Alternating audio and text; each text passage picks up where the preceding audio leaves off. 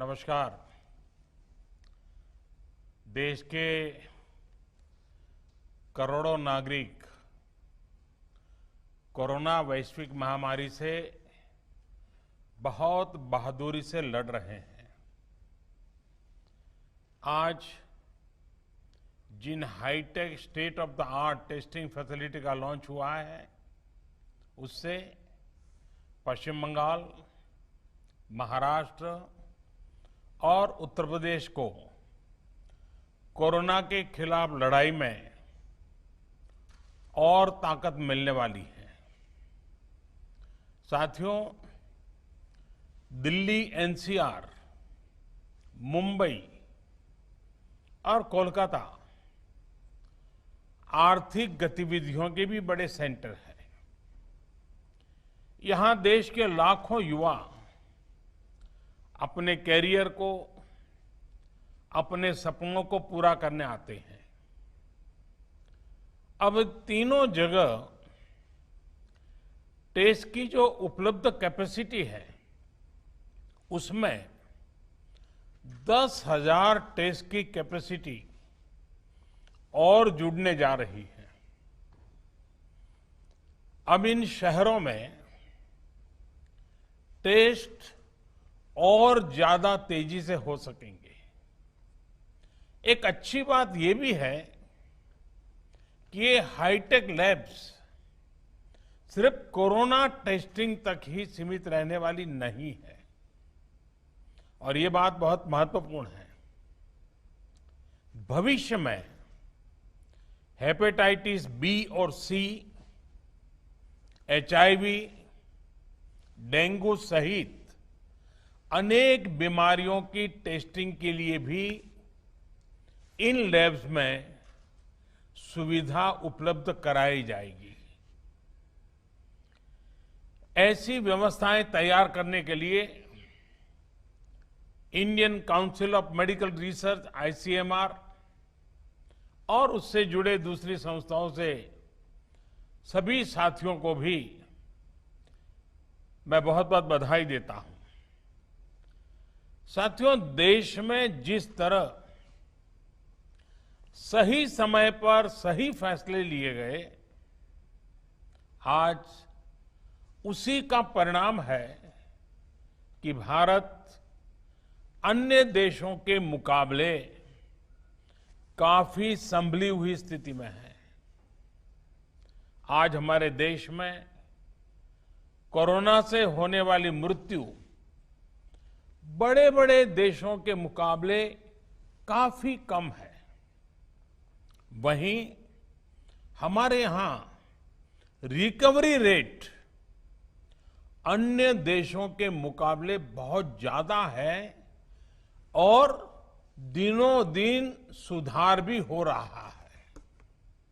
आज भारत में कोरोना संक्रमित होने के बाद ठीक होने वालों की संख्या करीब करीब 10 लाख पहुंचने वाली है। साथियों, कोरोना के खिलाफ इस बड़ी और लंबी लड़ाई के लिए सबसे महत्वपूर्ण था कि देश में तेजी के साथ कोरोना स्पेसिफिक हेल्थ इंफ्रास्ट्रक्चर का निर्माण हो। इसी वजह से बहुत शुरुआत में ही केंद्र सरकार ने 15,000 करोड़ रुपए के पैकेज का ऐलान कर दिया था। आइसोलेशन सेंटर हो, कोविड स्पेशल हॉस्पिटल हो, टेस्टिंग, ट्रेसिंग और ट्रैकिंग से जुड़ा नेटवर्क हो, भारत ने बहुत ही तेज गति से अपनी क्षमताओं का विस्तार किया। आज भारत में 11,000 से ज्यादा कोविड फैसिलिटीज हैं, 11 लाख से ज्यादा आइसोलेशन बेड्स हैं। साथियों, जनवरी में हमारे पास कोरोना के टेस्ट के लिए जहां मात्र एक सेंटर था, आज करीब 1300 लैब्स पूरे देश में काम कर रही है। आज भारत में 5 लाख से ज्यादा टेस्ट हर रोज हो रहे हैं और आने वाले हफ्तों में इसको 10 लाख प्रतिदिन करने की कोशिश हो रही है। साथियों, कोरोना महामारी के दौरान हर कोई सिर्फ एक ही संकल्प के साथ जुटा है और वो संकल्प है एक एक भारतीय को बचाना है। इस संकल्प ने भारत को हैरतअंगेज परिणाम दिए हैं। विशेषकर पीपीई, मास्क और टेस्ट किट्स को लेकर भारत ने जो किया वो सचमुच में ये एक बहुत बड़ी सक्सेस स्टोरी है। एक समय भारत में एक भी पीपीई किट नहीं बनती थी। आज भारत दुनिया का दूसरा सबसे बड़ा पीपीई किट मैन्युफैक्चरर है। सिर्फ 6 महीना पहले देश में एक भी पीपीई किट मैन्युफैक्चर नहीं था। आज 1200 से ज्यादा मैन्युफैक्चरर हर रोज 5 लाख से ज्यादा पीपीई किट बना रहे हैं। एक समय भारत N95 मास्क भी बाहर से ही मंगवाता था। आज भारत में 3 लाख से ज्यादा N95 मास्क हर रोज बन रहे हैं।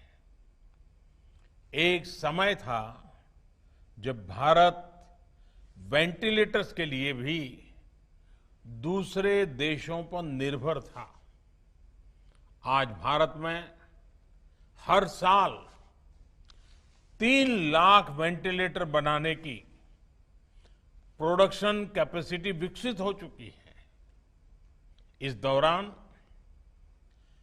मेडिकल ऑक्सीजन सिलिंडर्स के प्रोडक्शन में भी काफी मात्रा में वृद्धि की गई है। सभी के इन सामूहिक प्रयासों की वजह से आज न सिर्फ लोगों का जीवन बच रहा है, बल्कि जो चीजें हम आयात करते थे, अब देश उनका एक्सपोर्टर बनने जा रहा है। साथियों, इतने कम समय में इतना बड़ा फिजिकल इंफ्रास्ट्रक्चर खड़ा करना कितनी बड़ी चुनौती रही है, इससे भी आप भली भांति परिचित है। एक और बड़ा चैलेंज था कोरोना के खिलाफ लड़ाई के लिए देश में ह्यूमन